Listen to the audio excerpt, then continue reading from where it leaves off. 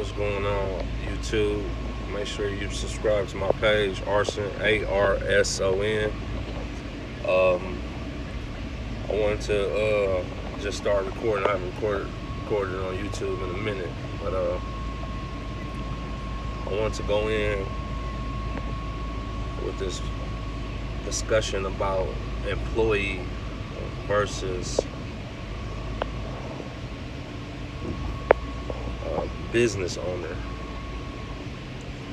or self-employment or independent contractor, as you should say.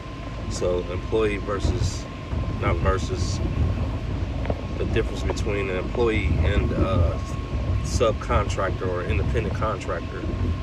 So what was just going through my mind is that, so employee, he trades his time for money. He trades it. And so when the employee actually gets the job, and trust me, I'm not pointing out a right or wrong. It's not a right or wrong debate, but I'm just pointing out factors and the two.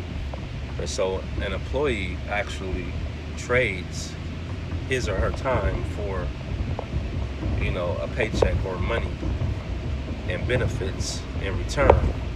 And so when that employee gets employed by the owner of the company or the company itself, the actual employee has to go through training, and it's paid. You don't get paid right away, right after you learn the information, instructions. You start prepping. You start kind of like getting your hands a little bit wet. You get a little bit of experience on how the real job is going to go. You don't get any monies right away, and you have to wait actually 7 to 14 days, and probably longer than that. Some people get paid every 1st and 15th. Which is there's no right or wrong in this. And then they get paid. They put in the work, and they put in 14 days. And the thing is, the polarity with that is that what if you're operating at a point where you don't have any money to withstand because it's going to cost gas, either bus fare to get to your resource, and you probably can take out a loan, and there's plenty of factors that that can kind of strike my argument, but it's not truly an argument. I'm just setting the differences. See the difference between, so that's an employee, where an independent contractor comes in, that is that he chops up his time.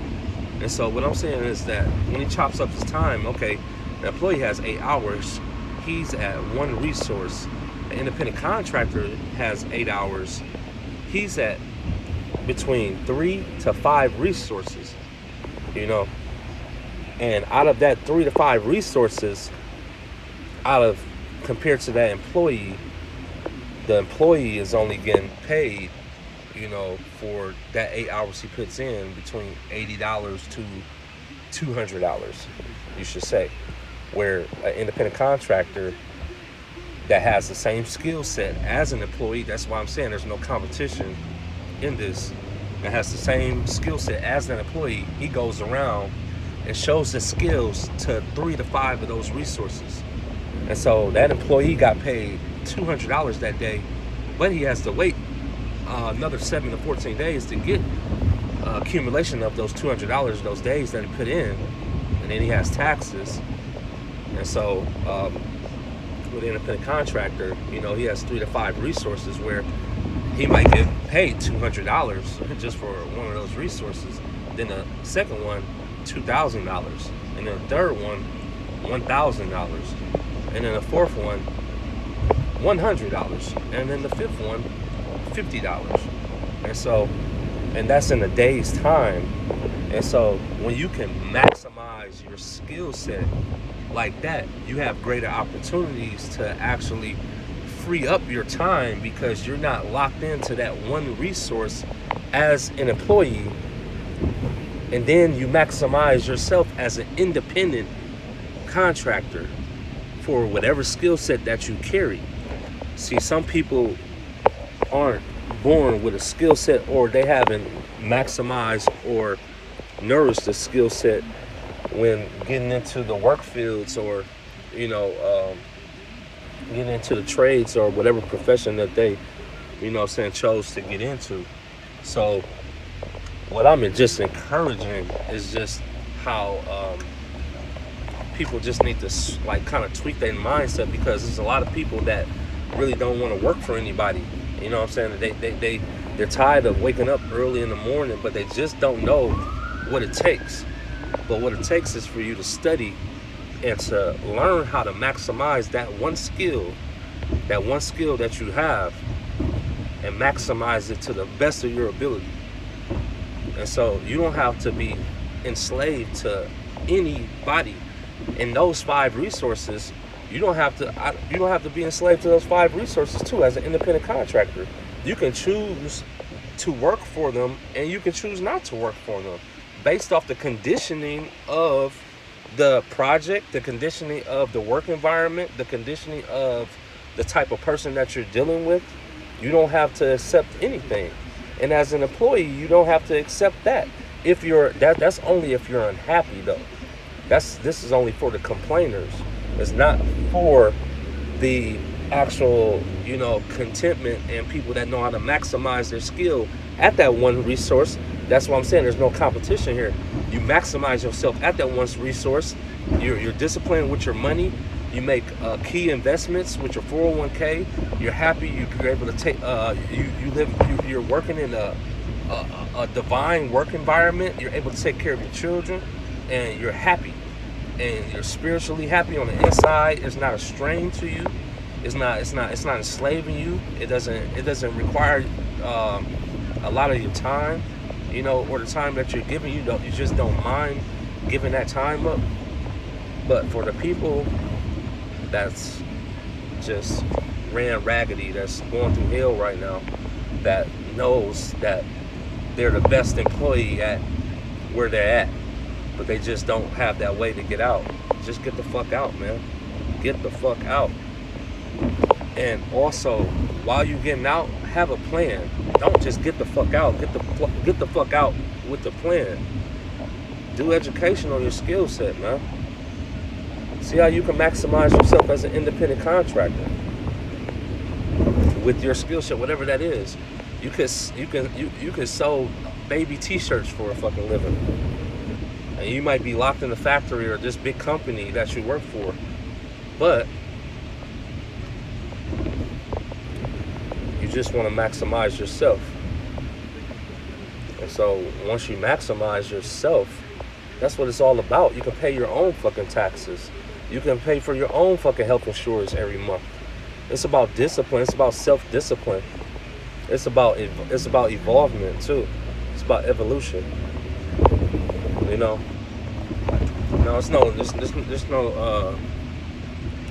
there's no salt thrown to the big companies that kind of like lock in employees, and they want to find the best employees. But what I encourage you to do, I encourage you to maximize your funds that you're sweating from the market, and pay the employees, man. Pay the employees the best way that you can, man. Even if it's taken out of your pocket, you're not doing shit, man. You should be company based, man. You should be company based. You should want the company to flourish, man. Because if the company flourishes, the employees are flourishing. They're feeding their family. So, employee, independent contractor. If you hold a skill set as an employee, if you hold a skill set as an independent contractor, you guys are maximizing your skill to the best of your ability. The difference is that an independent contractor maximizes his time and he maximizes more resources within that time. An employee cannot maximize more resources within his time frame that he's dedicated to one employer. So sign it off, man. Rethink, tweak this motherfucking matrix, man. Tweak your mind. Change for the good, man. Evolve, man.